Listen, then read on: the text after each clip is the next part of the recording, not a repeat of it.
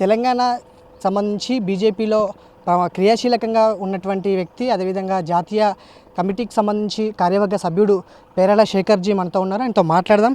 ప్రస్తుతం తెలంగాణలో బీజేపీ ఎలా ఉంది, రానున్నటువంటి పరిస్థితులు, రానున్నటువంటి రోజుల్లో ఎలక్షన్స్లో ఎలా ముందుకు వెళ్ళబోతుంది అనే అంశాలపైన ఆయనతో మాట్లాడి విషయాలు తెలుసుకుందాం. సార్ చెప్పండి, ప్రస్తుతం తెలంగాణలో బీజేపీ ఏ విధంగా ఉంది? చాలా అద్భుతమైన రీతిలో, చాలా వేగంగా సమాజం యొక్క సపోర్ట్తో, ప్రజల యొక్క సపోర్ట్తో మేము విస్తరిస్తున్నటువంటి ఎన్విరాన్మెంట్ ఉంది. ప్రజలు ఎవరికి సపోర్ట్ చేస్తే వాళ్ళే అధికారంలోకి వస్తారు.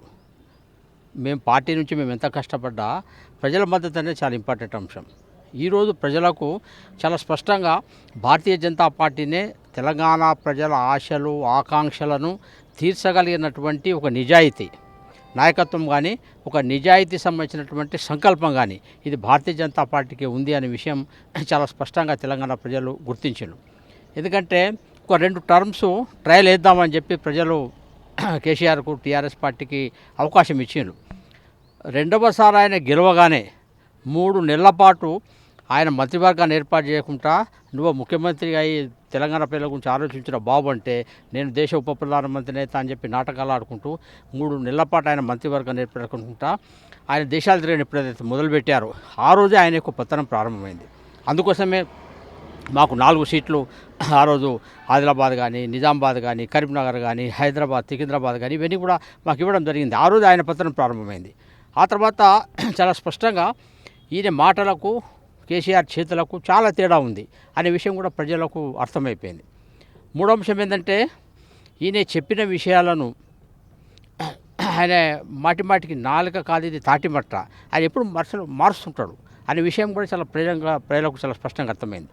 ఇంకోటి ఏంటంటే ఈ విషయాలను కింది దాకా మేము తీసుకెళ్ళి అర్థం చేయించడంలో కూడా ఈ మధ్యలో మేము సఫలమవుతున్నాం. ఇంకోటి ఏంటంటే ముఖ్యంగా దుబాకలో ఉన్నటువంటి మేజర్ ఇష్యూ ఏంటంటే అసలు తెలంగాణ గ్రామాలను డెవలప్ చేసింది భారతీయ జనతా పార్టీ కేంద్ర ప్రభుత్వం ఒక నిధులతోనా, రాష్ట్ర ప్రభుత్వం ఒక నిధులతోనా అనేది ఒక స్పష్టమైనటువంటి చర్చ దుబ్బాకలో గ్రామాల్లో జరిగింది. అక్కడ చాలా స్పష్టంగా ప్రజలకు అర్థమైంది, ఓహో ఇంతకాలమేనే కేంద్ర ప్రభుత్వ నిధులన్నీ, కేంద్ర ప్రభుత్వ పథకాలని తనవిగా చేసుకొని ఆయన నాటకాలు ఆడారు తప్ప నిజంగా తెలంగాణ గ్రామాల అభివృద్ధి అనేది ఇది టీఆర్ఎస్ ద్వారా కాదు, ఇది బీజేపీ సంబంధించిన నిధుల ద్వారా అయింది, కేంద్ర ప్రభుత్వ నిధుల ద్వారా అయింది, నరేంద్ర మోడీ స్కీమ్స్ ద్వారా అయింది. అయితే ఆయన బొమ్మ పెట్టుకున్నాడనే విషయాన్ని మేము వినబట్టి అక్కడ చెప్పగలిగినాం కాబట్టి మేము దుబాకలో సక్సెస్ అయినాం. కాబట్టి మేము ఒక ఎక్స్పెరిమెంట్ చేసినాం, కేంద్ర ప్రభుత్వమా రాష్ట్ర ప్రభుత్వమా, ఎవరి నిధులతో తెలంగాణ డెవలప్ అవుతుంది, ఎవరి నిధులతో గ్రామాలు డెవలప్ అవుతాయి, ఎవరి నిధులతో మున్సిపాలిటీ డెవలప్ అవుతున్నది, స్పష్టంగా ఒక ఎక్స్పెరిమెంట్ చేసినా మేము సక్సెస్ అయినాం. కాబట్టి ఆ మోడల్ను మేము రాష్ట్రమంతా రెప్లికేట్ చేస్తాం, గ్రామాన ఆ పరిస్థితికి వస్తాం. ఈరోజు సంజయ్ గారు అధికారంలోకి అధ్యక్షుడైన తర్వాత ఆయన సిన్సియర్గా ప్రజా సమస్యలను, లేకుంటే టీఆర్ఎస్కు ఆల్టర్నేటివ్ మేమే అన్న ఒక వాతావరణాన్ని సంజయ్ నేతృత్వంలో మేము సృష్టించగలిగినాం. ఎందుకంటే మనకు ప్రజలకు విశ్వాసం కలగడం ఇంపార్టెంట్. నేను ఏం మాట్లాడినా, నేను రియల్గా ఏం మాట్లాడుతున్నా, లోపలేముందనేది తెలుసుకోవడం చాలా ఈజీ జనాలు చాలా తెలంగాణ ప్రజలు చాలా ఫెంటాస్టిక్ ప్రజలు. 2వసారి ఆయన అధికారంలో ఇచ్చిండు. ఎంపీ ఎలక్షన్స్ కాగానే నువ్వు పనికిరావు పోయి ఎంపీకి, నువ్వు సపరేట్గా నువ్వు పోయి రాష్ట్రం గురించి చెప్పినా కదా అని చెప్పి ఎంపీలను మళ్ళీ మాకు ఎక్కువ ఇచ్చిండు. కాబట్టి ఇది తెలంగాణ ప్రజలు చాలా షార్ప్గా, చాలా తొందరగా విషయాలు అర్థం చేసుకోవాల కెపాసిటీ ఉంది. మా ఎల్బీనగర్ అసెంబ్లీ ఉంది, 11కు 11 టీఆర్ఎస్ ఉండే, 11 బీజేపీ అయింది. కాబట్టి ఇవన్నీ కూడా ప్రజల యొక్క మార్పును ఇవన్నీ సూచిస్తున్నాయి. 48 సీట్లు మీకు గెలవడం అనేది ప్రజల మనసులో వచ్చినటువంటి మార్పు. కాబట్టి ప్రజల ఆశీస్సులు మాకున్నాయి. ప్రజల ఆశీస్సులకు అనుగుణమైనటువంటి పరిపాలన నాయకత్వం ఇవ్వగలం అన్నటువంటి విశ్వాసాన్ని మేము బండి సంజయ్ నేతృత్వంలో మేము ఇవ్వగలుగుతున్నాం. కాబట్టి సక్సెస్ఫుల్గా మేము ఈసారి 2003లో 50% పైన ఓటుతో మేము అధికారంలోకి వస్తాం. బండి సంజయ్ వచ్చిన తర్వాత ప్రజల్లో కావచ్చు, బీజేపీలో కావచ్చు దూకుడు ఎలా అయితే పెరిగిందో అదేవిధంగా మాటల్లో దురుస్తత్వం కావచ్చు, ప్రజల్ని రెచ్చగొట్టే తత్వానికి సంబంధించినటువంటి మాటలు కూడా పెరిగాయి. దీన్ని బీజేపీ అదుపులో ఉంచుకుంటే బాగుంటుందని చెప్పి కూడా కొన్ని ప్రతిపక్షాలు కావచ్చు, కొంతమంది విశ్లేషకులు కూడా అంటున్నారు. ఏదైతే రియాలిటీలో సమాజంలో ఉన్నాయో వాటినే, అది బండి సంజయ్ గారు కానీ, అరవింద్ గారు కానీ, రఘునందన్ కానీ, అర్ణ గారు కానీ, విజయశాంతి గారు కానీ, ఇంకా అనేక మంది సీనియర్ లీడర్ కానీ ఏదైతే ఉన్నదో వాటినే చెప్తున్నారు.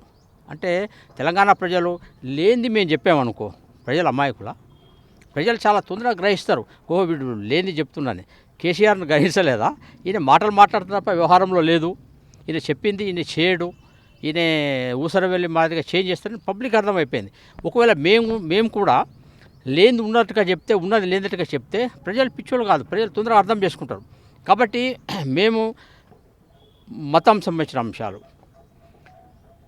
ముస్లింల సంతుష్టీకరణ సంబంధించిన అంశాలు, రిజర్వేషన్లకు సంబంధించిన అంశాలు, ఎస్టీల రిజర్వేషన్స్ ఇష్యూస్ కానీ, ఎస్సీల సమస్యలు కానీ, ఓబీసీ కమ్యూనిటీస్కు చట్టబద్ధంగా ఇవ్వాల్సినటువంటి హక్కులు, చట్టబద్ధంగా ఇవ్వాల్సినటువంటి నిధుల విషయం కానీ, లేకుంటే ఫార్వర్డ్ కమ్యూనిటీస్లో సంబంధించినటువంటి ఏదైతే 10% రిజర్వేషన్స్ మోడీ ప్రభుత్వం ఉందో దాన్ని ఇంప్లిమెంట్ చేసే విషయంలో కానీ, ఉమెన్ ఇష్యూస్ విషయంలో కానీ, పరిపాలన విషయంలో కానీ, ప్రజలకు అందుబాటులో ఉండే రాజకీయ వ్యవస్థను నిర్మాణం చేయడం కానీ, ప్రజలకు అందుబాటులో ఉండే అడ్మినిస్ట్రేషన్ సిస్టమ్ని తీసుకురావడం కానీ, ఇవన్నీ మేము లేవదీసినాం.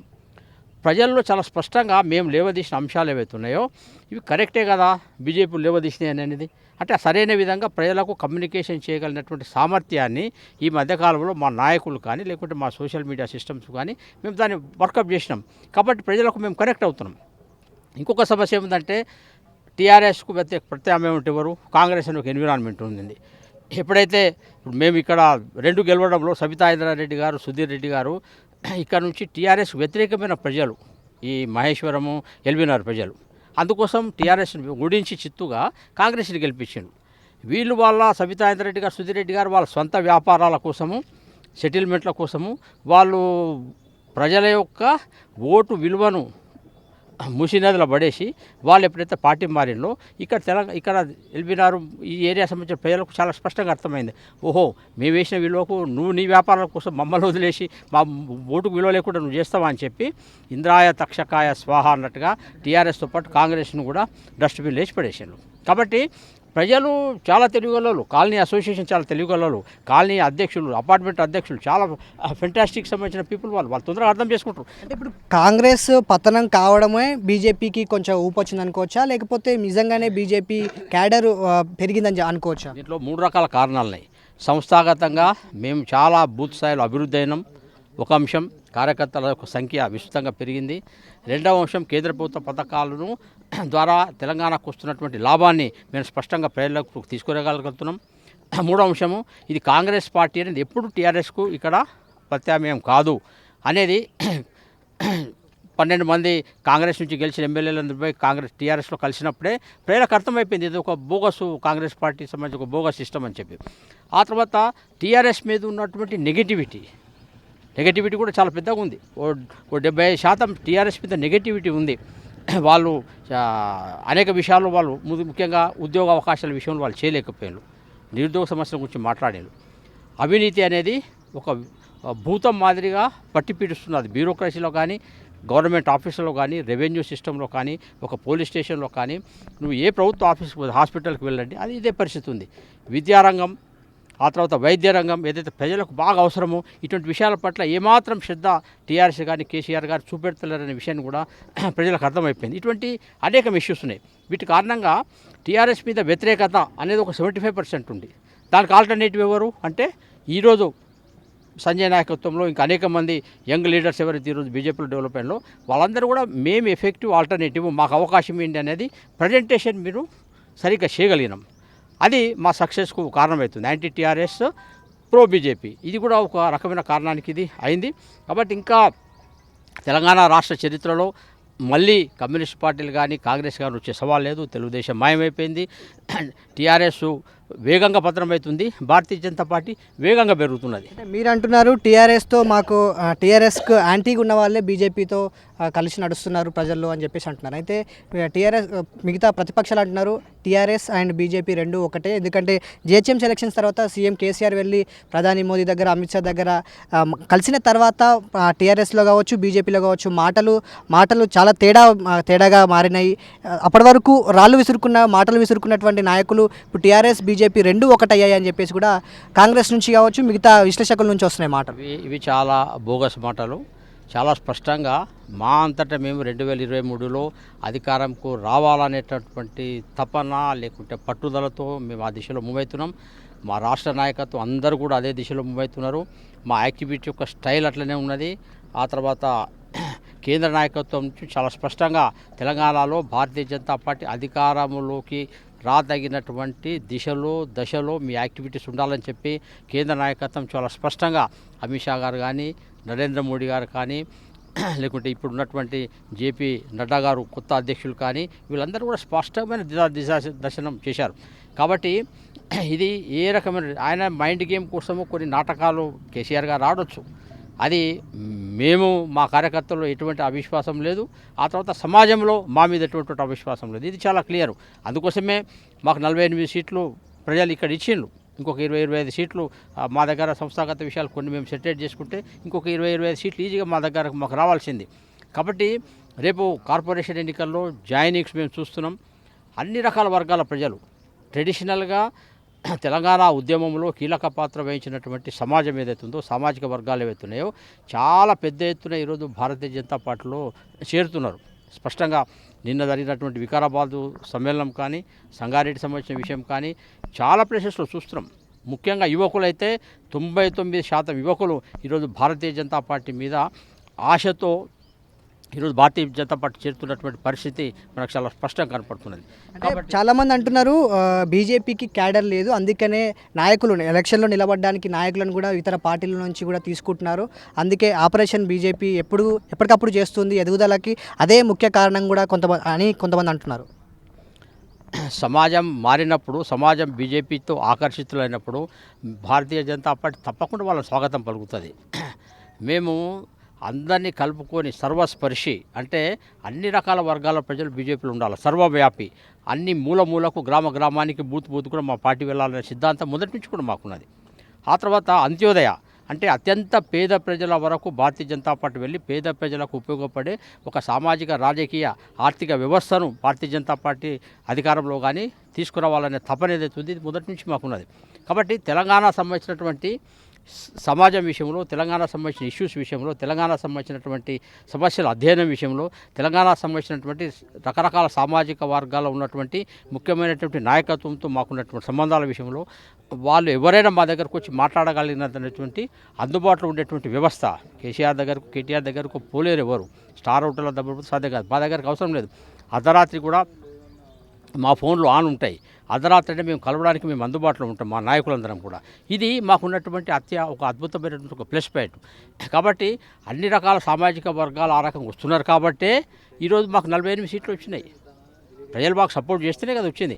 ఎల్బీనగర్ అసెంబ్లీలో నేను 2018లో కాంటాక్ట్ చేసినప్పుడు 22,000 వచ్చినాయి. ఇప్పుడు ఈ 11 మేము డివిజన్ గెలిచినప్పుడు 1,30,000 ఓట్లు వచ్చినాయి. అంటే ప్రజలు సపోర్ట్ చేస్తేనే సాధ్యమైంది. ఇది చాలా క్లియర్గా నేను ఉదాహరణ మీకు దాని ముందు చెప్పిన. 4 సీట్ల నుంచి మేము 48 సీట్లకు పోయినాం. ఇంకొక 20-25 సీట్లు చాలా తక్కువతో ఓడిపోయినాం. కొన్ని విషయాలు మేము సంస్థగా సెట్ చేసుకుంటే అవి కూడా మేము గెలవాల్సింది. దీని అర్థమైంది పబ్లిక్ సపోర్ట్ మాకు ఉంది కాబట్టే, ప్రజలు మద్దతు ఇస్తున్నారు కాబట్టే ఇన్ని సీట్లు మేము గెలవగలుగుతున్నాం. ఇది ప్రాక్టికల్ అర్థం చేసుకోవాల్సిన అవసరం. కాబట్టి మేము ఎంత కష్టపడ్డా ప్రజల మద్దతు లేకుంటే మాకు రాలేదు. ప్రజల మద్దతు ఈరోజు ప్రో బీజేపీ ఉంది, యాంటీ టీఆర్ఎస్ ఉంది. కాబట్టి సహజంగా బీజేపీ ఒక డెవలప్మెంట్ అనేది చాలా వేగంగా పోతుంది. మేము దాన్ని నిలుపుకుంటాం. ఆ విషయం సాగర్ ఉప ఎన్నికలు రాబోతున్నాయి, అక్కడ బీజేపీ ఏ విధంగా ముందుకెళ్ళబోతోంది?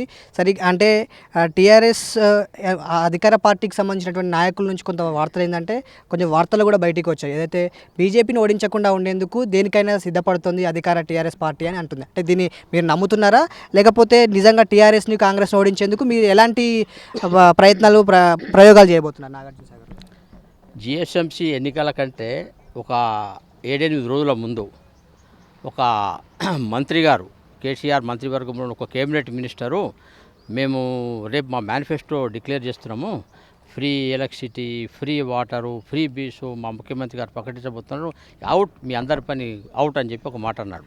నేను చెప్పాను, నీ మేనిఫెస్టోకు వాల్యూని లేదు, నీ మేనిఫెస్టో వినేటోళ్ళు లేరు, నీ మేనిఫెస్టో గురించి ఆలోచించేటోళ్ళు లేరు, ఆల్రెడీ ప్రజలు ఎప్పుడో డిసైడ్ అయిపోయిన ప్రో బీజేపీ లైన్ అని చెప్పి నేను చెప్పాను. అదే అయింది, వాళ్ళ మేనిఫెస్టోకు వాల్యూ లేదు. కాబట్టి ఈరోజు ప్రజలు నిర్ణయించుకున్న తర్వాత ప్రజలందరూ భారతీయ జనతా వైపు అని రావాలని చెప్పి వాళ్ళు అనుకున్న తర్వాత ఎన్ని నాటకాలు కేసీఆర్ ఆడినా దాంట్లో సాధ్యం కాదు. కాబట్టి రేపు జిహెచ్ఎంసీ సంబంధించిన ఎన్నికల తర్వాత వచ్చినటువంటి ఏవైతే ఎన్నికలు వస్తున్నాయో, ఇప్పుడు గ్రాడ్యుయేట్స్ కాన్స్టిట్యుయెన్సీస్ 2, మేము చాలామంది నిరుద్యోగ కలుస్తున్నాం, పట్టభద్రులను కలుస్తున్నాం, అనేక మంది లంబాడా కమ్యూనిటీ సంబంధించి కానీ, షెడ్యూల్ క్యాస్ట్ కానీ, రకరకాల ప్రజా సంఘాలు కానీ, లేకుంటే మహిళలు కానీ చాలామంది కమ్యూనిటీస్ మేము కలిసాం. చాలా స్పష్టంగా చెప్తున్నారు.